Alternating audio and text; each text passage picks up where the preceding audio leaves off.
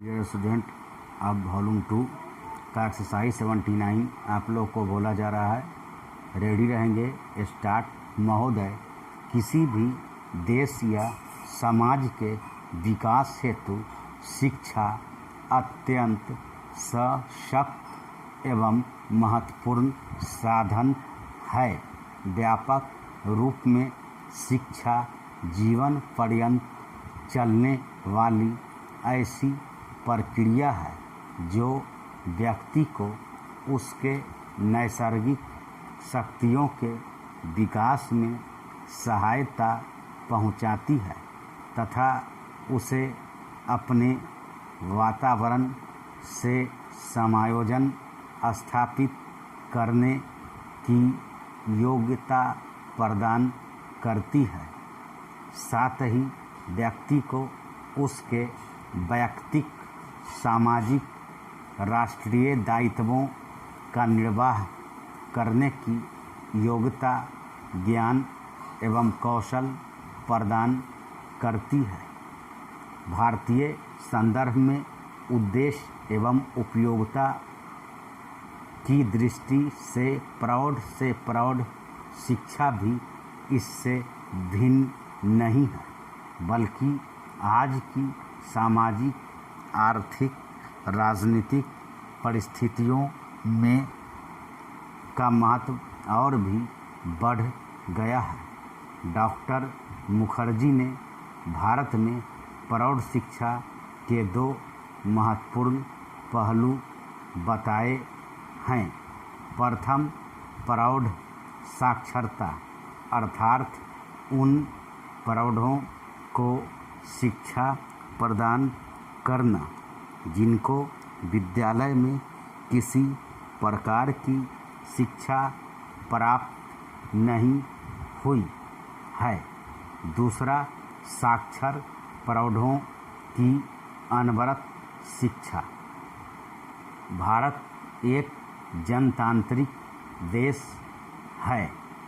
जनतंत्र की सफलता के प्रमुख आधार हैं उसके नागरिकों की साक्षरता, उनका प्रगतिशील दृष्टिकोण तथा उनमें नागरिकता की समान भावना का विकास। इस दृष्टि से भारत के लिए प्रौढ़ शिक्षा को केवल प्रौढ़ साक्षरता तक सीमित रखना देश के समुचित विकास एवं देश की जनतंत्रीय व्यवस्था के लिए हितकर नहीं माना गया। वैसे भी यह निर्विवाद तथ्य है कि शिक्षा केवल साक्षरता ही नहीं है। हाँ, साक्षरता शिक्षा का एक महत्वपूर्ण भाग अवश्य है।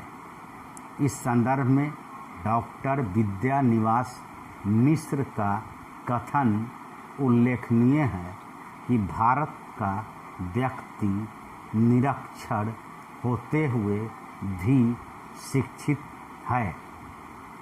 अपनी बात को अधिक स्पष्ट करते हुए उन्होंने कहा है कि यदि हमारे प्रौढ़ अशिक्षित होते तो सदियों से चली आई हमारी संस्कृति, मर्यादाएं कैसे बनी रहती। डॉक्टर मिश्र के शब्दों में प्रौढ़ शिक्षा का तात्पर्य है निरक्षर, अर्ध साक्षर या विस्मृताक्षर प्रौढ़ों को पुनः साक्षरता का संस्कार देना, साथ ही जीवन क्षेत्र में आवश्यक जानकारी को विशेष बल देना। एक समृद्ध मौखिक परंपरा में हमारा प्रौढ़ शिक्षित है और उसे यदि साक्षर बनाने की योजना बनानी है तो उसके मौखिक परंपरा से प्राप्त अनुभवों को ध्यान में रखना होगा। एक तथ्य यह है कि देश की प्रगति के लिए निरक्षर व्यक्तियों को साक्षर बनाने की अतिरिक्त उनका नैतिक, बौद्धिक, सामाजिक एवं सांस्कृतिक उत्थान भी आवश्यक है।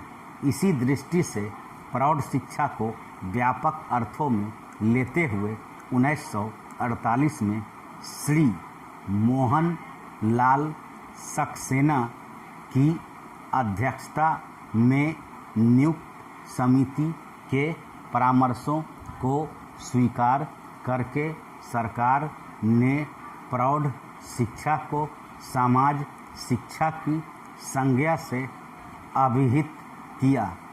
जनवरी 1949 में केंद्रीय शिक्षा सलाहकार बोर्ड के इलाहाबाद में संपन्न 15वें अधिवेशन में भारत के तत्कालीन शिक्षा मंत्री ने प्रौढ़ शिक्षा की नवीन धारणा का संदेश देते हुए कहा, प्रौढ़ शिक्षा को केवल व्यक्तियों को साक्षर बनाने तक ही सीमित नहीं रखा जाना चाहिए।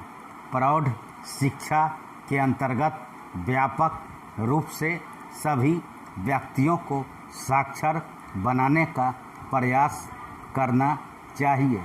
यह सबसे अच्छा रास्ता होगा और हमें सफलता मिलेगी। धन्यवाद।